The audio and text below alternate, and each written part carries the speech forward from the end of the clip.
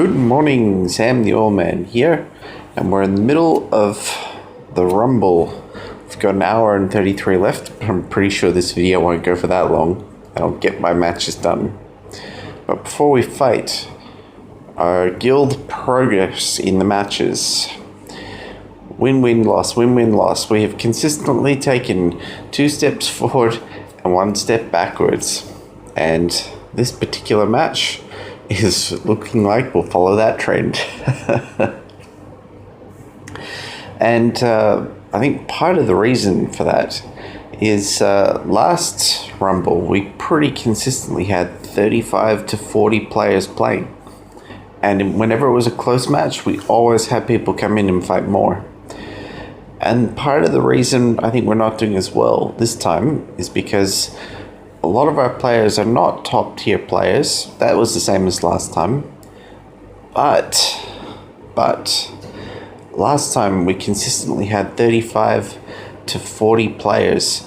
And whenever it was a close match or we were fighting someone really good, the players came. There was a few matches there where we even had 45 players fight.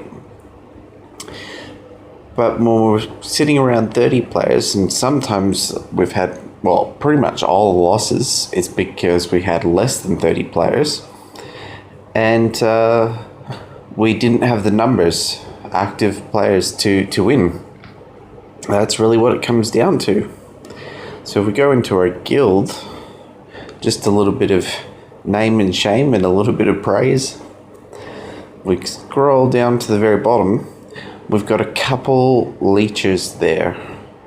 And very disappointed in Giovanni B277 because last Rumble, I believe his score was very, very high. And this time he's barely played. Same as Faye A8 and many of these lower level players here. In fact, this standard we have, if we scroll up slowly, is Mafioso plays, and Mafioso is one of our lowest level players. He's only a level 7 player, but he's fought basically every single Rumble, and I think it is actually every single Rumble that he fought, and so he's done the best possible score that he could get. And if you can't beat a level 7 player in the Rumble, you probably are not going to stay in Wenglish for very long. There's still a chance if you're active, you can pull a last minute points. But yeah, I mean that's really the standard. Mafioso, if you can't beat him, our lowest ranking player, when you have a higher deck, there's something wrong. Because you can miss quite a few Rumbles and still get a higher score than Mafioso. Going forward, what I'm going to do then is, when there's some pretty decent scores here, is I'm going to compare your player level to other active players and see how it ranks and come up with a recommendation as to if you stay or if you go. Now you can see my score there, 14,000. I've dropped off the top of the leaderboard. I actually missed one of the first Rumbles that I've ever missed before as well. I'm in a different time zone, and I was in a meeting, and normally I have until 6 o'clock to log on and do my Rumble, 6 p.m. in the afternoon. Let's start playing the games while I tell this story. And so I was in my meeting and finished and got on and went to go play my Rumble matches. It was 10 past 5. And what am I going to do? Something with a little bit of health. It's an hour time difference. I totally forgot there was an hour time difference, which means I have until 5, and I logged on at 10 past 5. I literally just missed it. So I was very disappointed, and in myself as well, because I let the whole team down, everyone. And if you miss a Rumble match, you should be feeling disappointed as well. Which one am I going to do?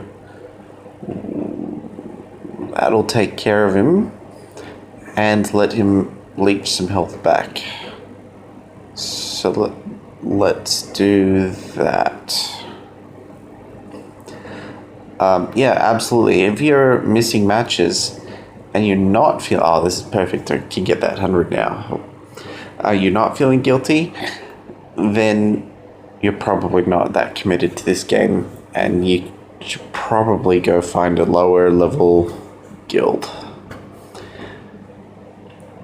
How did we get so many inactive players? I think in between the last Rumble and this Rumble, I think we were too lenient on letting people go inactive and didn't recruit new members in time. So after this match, I think I will be incredibly tough on people. Or after this Rumble.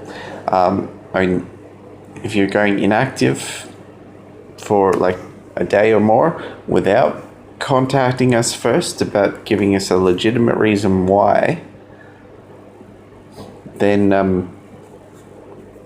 you're going to be kicked and replaced. It's just to fight every match in the Rumble, the longest you can go inactive is about 16 hours. You've got 8 matches between Rumbles. I think it might actually be a little bit less. But that means if you fight your Rumble when it first starts, and then you go to bed or you go to work or you go do whatever you do, that Rumble will finish, and then the next Rumble will start. And it will be approximately or just under 16 hours. So if you've been inactive for 16 hours, it's equivalent to missing a Rumble. So I'm actually thinking about making my cutoff, rather than being 1 day inactive, being 16 hours. Because good habits when the Rumbles aren't on mean you will have good habits when the Rumble is on. Let's use gingerbread guns, and hopefully that heal will be on... Oh, it's Bob's Burgers cards, but I can shield some.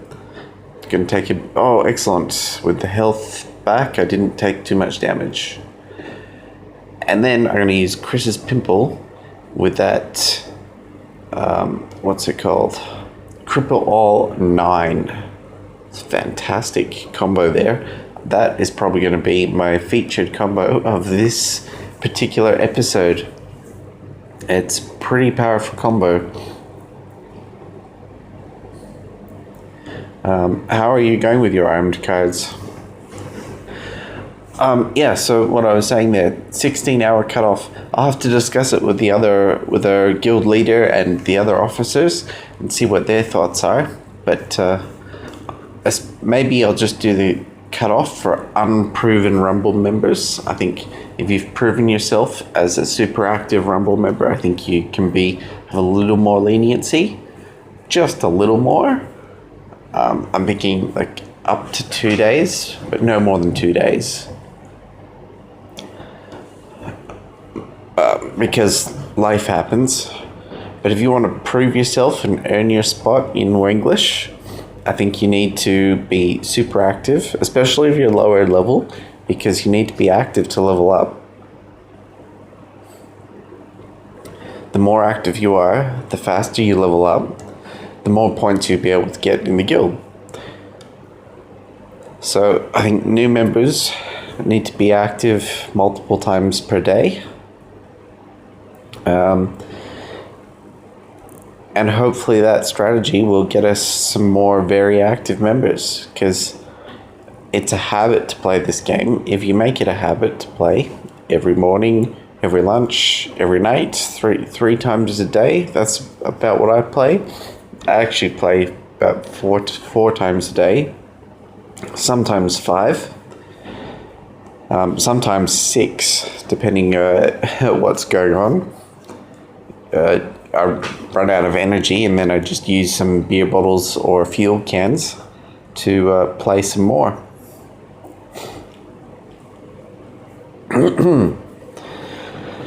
Now this should be a win. I can combo Tina with my Tom Landry's middle school, and that is a hard card to beat.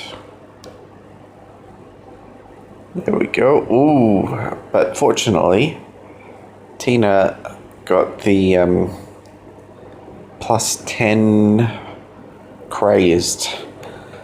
So now she can take out 4:30 appointment. And now she can take out just about anything. Throw down Sister Peter. And we should be good. Yep. Have I lost points? I'm not sure. Oh no, I lost a couple in the match before I started recording. So how many have I got left? 3 matches to go. Fight. Well, we may as well keep recording for the next 3 matches. Excuse me. And which combo do I want to make? I want to combo Peter with the Equestronauts costume. There we go. To make a Sister Peter. Oh, she might take some damage. That was not the combo that I was expecting to make, but that's alright. Now we'll throw down Chris Griffin, and then we'll put in, this is really not taking advantage of that Sister Peter, but I haven't got combo cards, so we'll put in Freshman Chris, and Freshman Chris is almost impossible to beat, because a 22 sturdy wall and a 20 punch, yeah, that's just crazy. Oh, the card died. Actually, that's a good thing, because your final score is calculated based off of the health of the cards in play. So I might actually be able to get 100 now. Or did my character take damage? I'm not sure. 96. My character must have taken a bit of damage. I think every point your character takes in damage is a point off. Not really sure there. But sometimes you don't get dealt the cards you want, and you have to take a couple points of damage. So this time I will start with I'll start with Hatchet Boomhauer because of the self-heal. And that self-heal, I want that on the first card in play. And then I will throw down a Tina and combo her with the Book of Spells. Wow, Hatchet Boomhauer took a lot of damage there. And the Book of Spells combo. And that massive bomb is not going to do much until I just realized, unless he gets a second card down, which he's probably not going to. So I'm going to take a lot of damage points here as well, unfortunately. 93. The self-heal on the armed cards is great, but it's not high enough to get perfect rumble scores always if you're fighting someone tough. It certainly keeps the cards alive, and it makes your deck very hard to beat, and you almost certainly get a win. Excuse me. Start with Bender. I need to have a drink of water after this match, so this will be the last recording here. There we go. Mugger Bender. That's an awesome card. Awesome combo. Then throw in Sister Peter to get the Motivate of 8 on disguise cards. And this match is over. It should be a perfect score. Throw in my Mythic Stewie just to end it quick. Nearly done. And just, there we are. All over. Finish with 100. thanks for watching. Thanks for subscribing and all my subscribers. It's the rate at which this channel's been growing has certainly been motivating me to keep doing daily videos for all of you. And that is the match, and I think we might be losing this one. I'll catch you later. How long have we got till the final Rumble match? It is later today, so I may even do a second video, which I'll either do second one today or I'll post it tomorrow morning instead of doing a new video with the final Rumble score.